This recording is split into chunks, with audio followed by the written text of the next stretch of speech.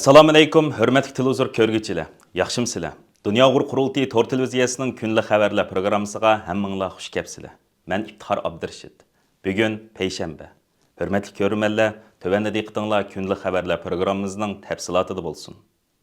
Uyg'ur kishilik huquq qurilishi va Amerika Uyg'ur birlashmasi yangi yilning kirishi bilan hozir qadar Amerika Davlat Majlisiga sunilgan Uyg'urlarga munosabatlik bir qancha muhim qonun loyihalarining tezroq ma'qullanib rasmiy qonunga aylanishini qo'lga keltirish, shundaqla Amerika hukumatining Uyg'ur irqiy qirg'inchiligini to'sib qilish uchun Xitoy qarshi texim jiddiy va unumli tadbirlarni yo'lga qo'yishiga haydakchilik qilish uchun Amerika Davlat Majlisidagi lobby faoliyatlarini qayta boshladi. 11 yanvar kuni Amerika Davlat Majlisidagi demokratlar rahbari Hakim Jeffries efendimning yordamchilari bilan 17 yanvar kuni bo'lsa Amerika Davlat Majlisining raisi Mike Johnson efendimning yordamchilari bilan ko'rishib suhbat ilib borgan Dunyo qurultiyi ijroiya komitetining raisi, Uyg'ur kishilik huquq qurilishining direktori Ömer Qanat va Amerika Uyg'ur birlashmasining raisi Elfidar Iltabirlardan tarkib topgan hay'at Uyg'urlarning Amerika Davlat Majlisidan kutadigan konkret talablarni o'tirib qo'yish bilan birga mustabid Xitoy hokimiyatining Uyg'urlar qaratgan irqiy qirg'inchilik va insoniyat qarshi jinoyatlarining hozirma ham shiddat bilan davom qilayotganligini, Şoň Uyghur irqi qirg'inchiligini to'sib qilishning navbatdagi eng jiddiy masalalarning biri ekanligini ta'kidlashdi. Amerika Davlat Majlisi va hukumat organlariga qaratgan bu xil lobby faoliyatlarining bundan keyinmi izchil davom qildiganligini ta'kidlab o'tgan Ömer Qanat efendimning stansimizga bergan ma'lumotga asoslanganda 2023-yili Amerika Davlat Majlisida Uyg'urlar haqida bir qancha qonun loyihasi o'tirib qo'yilgan. Bularning biri 2023-yili 4-oyning 20-kuni Amerika Davlat Majlisi Kengash palata a'zosi Marko Rubio o'tirib qo'ygan Uyg'ur siyosati qonun loyihasidir. Uyg'ur siyosati qonun loyihasi muhojiratga Uyg'ur jamoatini qo'g'dash, Uyg'urlarning kimligi va madaniyatini qo'g'dash qatorliq masalalarni hal qilishga munosabatli moddalarni o'z ichiga olgan bo'lib, 2023-yili 29 noyabr kuni Uyg'ur kishilik huquq siyosati qonuni nomida Amerika Davlat Majlisining tashqi ishlar komitetida muzokara qo'yilgan. Shvetsariyaning Davos shahrida o'tkazilgan Dunyo iqtisod munbiriga qatnashish uchun 15 yanvar Shvetsariyaga yetib kelgan Xitoy bosh ministri Li Chang, Shvetsariyadagi Uyg'ur, Tibet va xalqaro kishilik huquq tashkilotlarining qattiq noroziligiga uchirdi.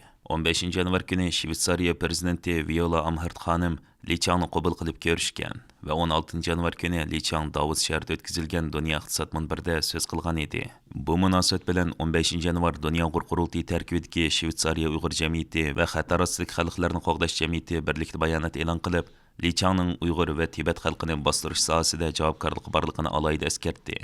Shuningdek, Xitoyning irqiy qirg'inchilik siyosati va buzg'unchilik xarakterli kishilik huquq masalasini hal qilmay turib, diktatorlik asosidagi bir davlatning rahbariga xalqaro munbarda so'zlash huquqi berishni xalqaro kishilik huquq va insoniyatning axloq qarshiga zid qilmish deb ko'rsatdi.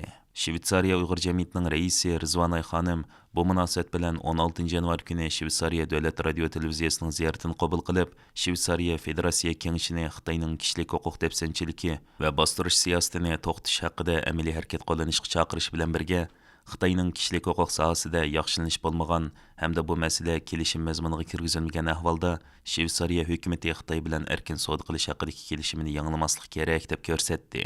Bu munosabat bilan Shvetsariya Uyg'ur jamiyati va xatar ostidagi xalqlarni qo'g'dash tashkiloti Shvetsariya Federatsiya kengashiga bir nechta turli talab yo'llagan bo'lib, bu talablar Xitoydagi kishilik huquq masalasini hal qilish, chet ellardagi aktivlarga va siyosiy faoliyatchilarga ziyonkashlik qilishni to'xtatish, turmadagi tutqun ziyolilarni va jazo lageridagilarni shartsiz qo'yib berish, shundaqla majburiy emgakni tugatishni Xitoy bilan Shvetsariya o'rtasidagi erkin savdo kelishimining oldingi sharti qilish degandek mazmunlarni o'z ichiga oladi.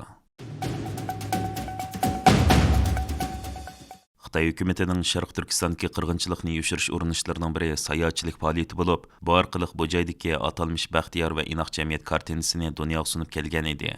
Uyg'ur kishilik huquq qurilishi 17 yanvar kuni e'lon qilgan bu vaqtdagi maxsus doklad Xitoy hukumatining bu qilmishiga yoshiringan barliq maqsadlarni to'liq pash qildi. Dokladda Yevropadagi 18 davlatning sayohat shirkatlari tashkillagan o'maklarning faoliyati qamchilanib, bu o'maklar irqiy qirg'inchilik va insoniyat qarshi jinoyatlar sodir bo'layotgan Sharq Turkistonga sayohat qildirishni bahona qilib, o'zlarining yonchiqini tomlamoqda, shuningdek qirg'inchilikdan manfaat olmoqda. Biz bu qilmishni tezdan to'xtatishni talab qilamiz, deyildi. Dokladda ko'rsatilishicha, Avstraliya, Amerika va Angliyadagi 5 sayohat shirkatimi 2023-yili Sharq Turkistonga sayohat o'maklarini ilib borgan hamda buningdan muayyan sonda iqtisodiy manfaatga erishgan. Sharq Turkistonga borgan har qanday sayohatchining har qanday faoliyati izchil Xitoy hukumatining kontrolida bo'lib, ularning Uyg'urlar bilan so'zlashishi yoki ulardan ahvol egilishi mumkin emas ekan. Şoň olar faqat oldin o'rnashtirilgan saxta manzaralarni ko'rib qaytib kelmoqda ekan. Xitoy Davlatlik Statistika idorasi 17 yanvar e'lon qilgan eng yangi sonliq ma'lumotlarda ko'rsatilishicha, 2023 yilining oxirida Xitoy nupusi 1 milliard 490 million bo'lib, oldingi yilga solishtirganda 2 milliondan ko'proq nupus kamaygan. Bu son o'tgan yilning o'xshash mezgildagi statistikadanmi tuvan bo'lgan. Xabarlarda aytilishicha, Xitoyda oldingi yildagi tug'ilish nisbati 6,39% bo'lgan. Hamda Xitoy tajovuzchilari qurilgandan buyongi tug'ilish nisbatida eng tuvan rekordni yaratgan. O'lim nisbati bo'lsa 7,87% bo'lib, bu son uda 3 yildan buyon o'rlab mangmoqda ekan. Bu bo'yicha hisoblaganda Xitoy nupusining tabiiy ko'payish nisbati -1,48% bo'lgan. Hamda oldingi yildagi o'xshash mezgilga solishtirganda texmi ig'irlashgan. Ma'lum bo'lishicha, Xitoy nupusining yosh qurilmasida 16 yoshdan 59 yoshgacha bo'lgan emgak yoshdagi nupus butkul Xitoy nupusining 61,3% ni tashkil qildi ekan. Bu son oldingi yilgiga solishtirganda 10 million kishi azaygan.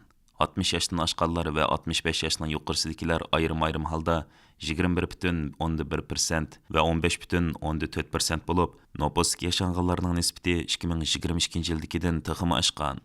Növbətdə Xitay nüfusida ko'rilayotgan bu xil tuvanlash yuzlanishi va u keltirib chiqaradigan turli ijtimoiy masalalar har qaysi axborot vositalaridan keng yer olmoqda.